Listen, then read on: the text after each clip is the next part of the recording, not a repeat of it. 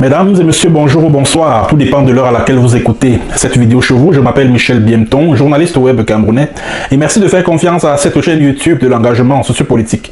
Bienvenue à cette causerie citoyenne sur l'actualité camerounaise et africaine. Bienvenue à la chronique de MBT, mesdames et messieurs. Alors, mesdames et messieurs, ce qui m'a poussé à produire cette édition de la chronique de MBT, c'est, on va dire, cette annonce qui a été faite la semaine dernière d'une manifestation baptisée 100 000 jeunes à l'extrême nord pour la candidature de Paul Biya à l'élection présidentielle de 2025.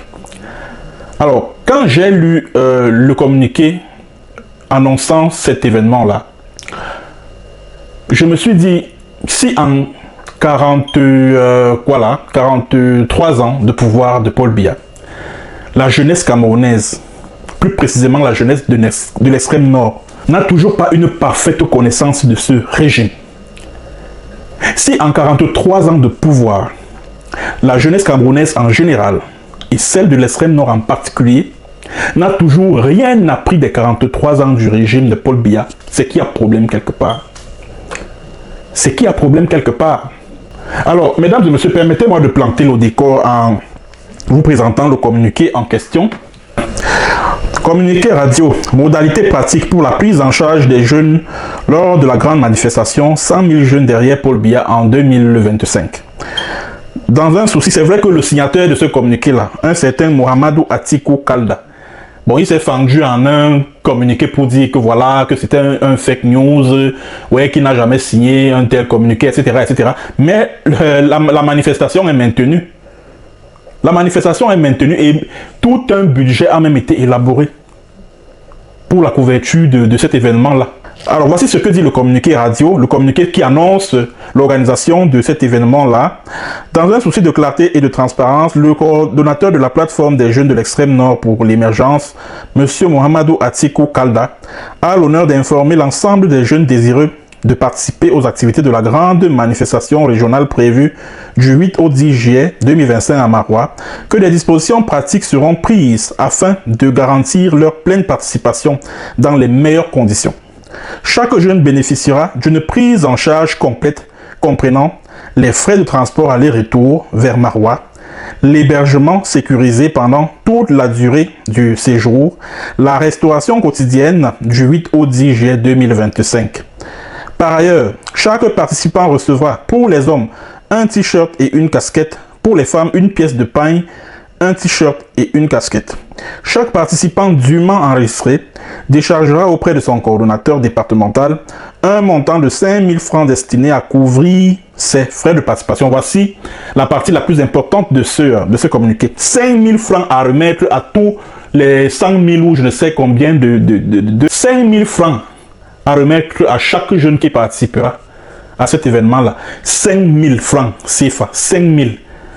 Mais je demande, mes frères de l'extrême nord là, vous les jeunes là, donc c'est ce que vous valez, c'est ce que l'on veut vous faire croire que vous valez, 5 000 francs.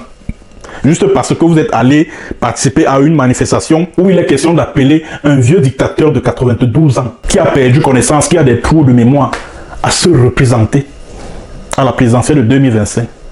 C'est donc ce que vous valez, pour 5 000 francs. Vous irez à Maroua, sous cette chaleur que j'imagine là, dire que Paul Biya doit se représenter, que Paul Biya doit à nouveau se porter candidat à l'élection présidentielle d'octobre prochain. Mes jeunes frères originaires de l'extrême nord là, je vous exhorte à dire non à cette escroquerie intellectuelle. Dites non à ça, ne participez pas à cette mascarade là.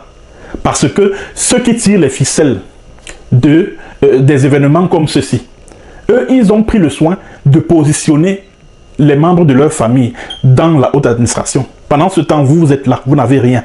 Quand Paul Biya a pris le pouvoir le 6 novembre 1982, dès le mois d'août, je crois que c'était le 22 août 1983, bon, quand il a commencé à soupçonner Ahidjo de vouloir le déstabiliser et tout, il a créé cette région-là, la région de l'extrême nord. Et la propagande officielle, la propagande de son régime a baptisé cette région-là, bon, qui était à l'époque une province, la fille aînée du renouveau. Donc ça veut dire que la région de l'extrême nord est censée faire partie des priorités du gouvernement camerounais en termes de politique de développement. Or, quels sont les indices de développement à l'extrême nord? Je m'adresse à cette jeunesse de l'extrême nord qui m'écoute. Quels sont les indices de développement qui sont palpables dans la région de l'extrême nord? Y a-t-il des écoles? La qualité de l'enseignement? Regardez l'état dans lequel se trouvent certains établissements scolaires à l'extrême nord. On dirait des paillassons pour moutons. Regardez la qualité des soins. Regardez l'état dans lequel se trouvent certaines infrastructures hospitalières en 43 ans de pouvoir de Paul Biya. En 43 ans de pouvoir de Paul Biya, les populations de l'extrême nord ont tout le mal du monde à avoir accès à de l'eau potable. L'eau potable. En 43 ans de pouvoir. Voilà des communiqués qui appellent déjà à la mobilisation de la jeunesse de l'extrême nord pour une manifestation comme celle-là. Pour que les jeunes de l'extrême nord puissent partir, je ne sais pas moi, de Ngaoundéré, de Garoua pour Maroua. Et dans quel état se trouve la route nationale qui relie cette ville-là, qui relie Garoua, Ngaoundéré à Maroua? Et je n'ose même pas parler de la route qui relie Maroua à, je ne sais pas moi, à Dabanga, vers à Kousséré, tout ça là. Je n'ose même pas parler de celle-là. Je parle de la route qui relie Ngaoundéré à Maroua en passant par Garoua. Vous avez vu dans quel état elle se trouve? Quand Biya a eu ses problèmes avec Aïdjola, à son arrivée au pouvoir, il a créé la région, la province à l'époque qui est devenue région en 2008 de l'extrême nord. Or, il n'y a aucun indice de développement à l'extrême nord. Et c'est vous que le choléra tue. C'est vous que les inondations tuent. Mais vous êtes là, vous dites que oui, Paul Biya, oh yeah, Paul Biya candidat à l'élection présidentielle de 2025. Et tout ça, c'est le vieillard là, qui est à l'Assemblée nationale, là, le président, Kava Yégué Djibril, c'est lui qui est derrière tout ça. C'est lui qui est derrière tout ça. Pourtant, l'extrême nord est la région l'extrême nord est la région la moins scolarisée de tout le Cameroun. C'est vrai qu'on va dire, oui, le poids des traditions, oui, ceci, oui, cela. Mais regardez l'état dans lequel les infrastructures scolaires se trouvent à l'extrême nord. Ça fait pitié. Ça fait pitié. Vous n'avez pas de route. Vous n'avez même pas de perspective. Tous les grands projets là, que Biya a lancés, c'est chez lui au sud. La plupart, c'est-à-dire que le sud Cameroun concentre 99,99% des grands projets structurants dont Biya parlait il y a quelques années. Bon, depuis un certain temps, les turiféraires n'en parlent presque plus parce que tous ces projets-là se sont avérés être des fiascos du point de vue infrastructurel, que ce soit les logements sociaux, que ce soit les barrages, que ce soit le port en eau profonde de Kribi, que ce soit. Et dans ces grands projets structurants-là, où est la place de l'extrême nord dans ça? Aucune. Et je me souviens en 2013 ou 2014, le gouvernement camerounais avait instauré un plan d'urgence pour les 3 régions septentrionales du pays, donc l'extrême nord. Où est passé ce plan d'urgence-là? Où est passé ce plan d'urgence-là? Mes amis de l'extrême nord, où est passé ce plan d'urgence? Pourtant, l'extrême nord devrait être la priorité du gouvernement camerounais. Parce que ce dernier considère cette région comme la fille aînée du renouveau. Mais c'est vous qui êtes là en train de vouloir prendre part à une réunion, vous les jeunes de l'extrême nord. Qu'est-ce que Paul Biya a apporté à la jeunesse de l'extrême nord? Pourtant, toutes ces élites qui vous manipulent là, je vais prendre l'exemple de Kava Yégué Djibril.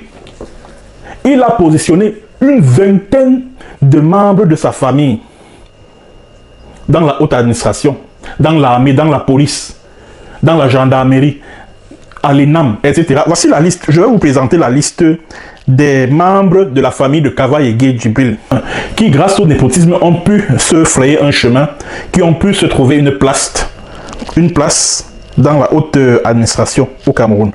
Je vais vous publier la liste des membres de cette famille. Alors, voici les membres de la famille de Kava Yégué Djibril que ce dernier a positionné dans la haute administration. Alors, vous avez Bouka Abourahim, dit Aziz, administrateur d'assemblée, directeur du cabinet du PAN, donc du président de l'Assemblée nationale, et gendre de ce dernier. Ali Bapa Yégué, administrateur d'assemblée chargé de mission, fils du président de l'Assemblée nationale. Donc Kava Yégué Djibril a trouvé un poste à son fils à l'Assemblée nationale. Oumarou Tikire Yégué, un autre fils de Kava Yégué Djibril, contractuel d'assemblée, fils du président de l'Assemblée nationale, officier de police 2e grade avec un BPC. Youssoufa Yégué, maréchal de logis, fils du président de l'Assemblée nationale, CEP, ajouté à un niveau de classe de 5e. Donc certains, soit n'ont pas le diplôme requis, soit ont de faux diplômes. Mais avec ça, Kava Yégué Djibril a quand même trouvé... Mais malgré tout cela, Kava Yégué Djibril a cru bon de leur trouver une place, soit à l'Assemblée nationale, soit dans certains postes stratégiques au sein de l'administration. Voilà. Vous avez Aboubakar Boukardi Massama, contractuel d'assemblée, petit frère du président de l'Assemblée nationale, plus un niveau, donc il a 3 de 1, il est titulaire d'un CEP, plus un niveau de classe de 4e, plus un faux bac tchadien. Voilà. Vous avez Hawa Garba Kavaï, contractuelle d'administration, elle est la nièce du président de l'Assemblée nationale. Vous avez Hawa Garba Kavaï, elle est contractuelle d'assemblée, elle est la nièce du président de l'Assemblée nationale. Vous avez Madame Fadima Toubakari, épouse Oumarou Tikire, inspecteur du Trésor, belle-fille du président de l'Assemblée nationale, elle est titulaire d'un faux bac tchadien. Vous avez Madame Hawa Gogo Yégué, fille du président de l'Assemblée nationale, elle est titulaire d'un CP et nantie d'un faux bac tchadien. Vous avez Madame Maïmouna Yégué, épouse Ibrahim, fille du président de l'Assemblée nationale, titulaire d'un CP ainsi que d'un faux bac tchadien. Vous avez Madame Hadi Djabag Yégué, épouse Boukar Abou Rahim, elle est la fille du président de l'Assemblée nationale. Vous avez Yacouba Yégué, fils du président de l'Assemblée nationale, administrateur du travail, sous-préfet de Mbé, il est titulaire d'une licence. Vous avez Abba Boukar Yani Yégué, fils du président de l'Assemblée nationale, il est auditeur de justice diplômé de l'ENAM. Vous avez Saïdou Yégué, fils du président de l'Assemblée nationale, contrôleur des impôts avec un CP plus un faux BPC. Vous avez Madame Fadima Yégué, épouse Mahamat, fille du président de l'Assemblée nationale, greffier. Fille du président de l'Assemblée nationale, elle est greffier. Vous avez Issa Yégué, il est le fils du président de l'Assemblée nationale, il est inspecteur de police, titulaire d'un CEP. Vous avez le capitaine médecin Aladji Djoubeiru Yégué, il est le fils du président de l'Assemblée nationale et docteur en médecine. Vous avez Ibrahim Yégué Djibril, fils du président de l'Assemblée nationale, il est élève officier d'active à l'EMIA. Vous avez Madame Achi Yégué, elle est la fille du président de l'Assemblée nationale, elle est nantie d'un CEP. Vous avez Hadidja Ba Yégué, épouse Mamoudou Hashimi, fille du président de l'Assemblée nationale, elle est contrôleur des impôts avec un CP, plus niveau de classe de 3e avec un faux bac tchadien. Vous avez Maïramou Yégué, fille du président de l'Assemblée nationale, officier de police avec un CP, plus un faux bac tchadien. Vous avez Madame Hadidja Bagé Yégué, épouse Boukar Abdourahim, fils du président de l'Assemblée nationale, secrétaire d'administration avec un BPC, plus un faux bac tchadien, diplômé de l'ENAM en 2017. Vous avez Hashimi Yégué Djibril, fils du président de l'Assemblée nationale, diplômé de l'ENAM, section Trésor, cycle B. Vous avez Hanan Kavaï, section administration générale, cycle A de l'ENAM. Et enfin, vous avez Ramatou Tantine, auditeur de justice, magistrature ENAM. Voilà donc les 26 membres de la famille de Kava Yégué Djibril. Et je tiens à rappeler que cette documentation a été réalisée par Boris Bertol, l'activiste Boris Bertol, qu'on ne présente plus. Il faut savoir citer les sources d'information. Ça, c'est le travail d'investigation de Boris Bertol, qui a pu recenser 26 membres de la famille de Kava Yégué Djibril qui ont été infiltrés dans la haute administration, dans la police, dans la gendarmerie. Certains ont pu intégrer les NAM grâce au patriarche Kava Yégué Djibril. Mais vous, les jeunes qui voulez donc manifester là, du 8 au 10 mai prochain, pour dire oui à la candidature de Paul Biya à l'élection présidentielle de 2025. Bon, quand vous voyez tout ça, quand vous entendez tout ça, est-ce que ça vous motive encore à aller prendre part à cet événement? Toutes ces élites là qui vous manipulent là, leurs enfants sont bien positionnés. dans la fonction publique ou au sommet de l'État. Pendant ce temps, vous êtes là, vous rasez les murs. Vous partez, on vous utilise comme du bétail. Hein? On vous utilise comme des bêtes de somme, si je puis ainsi m'exprimer. Et quand vous aurez terminé votre manifestation là, quand vous aurez terminé cette manifestation là, vous allez retourner chez vous. Avec combien en poche? 5 000 francs. Donc pour 5 000 francs, vous vendez votre âme. Vous vendez votre âme au régime diabolique de Paul Biya. Pour 5 000. C'est donc ce que vous valez. Pendant ce temps, vous manquez d'eau, d'électricité, vous manquez d'eau.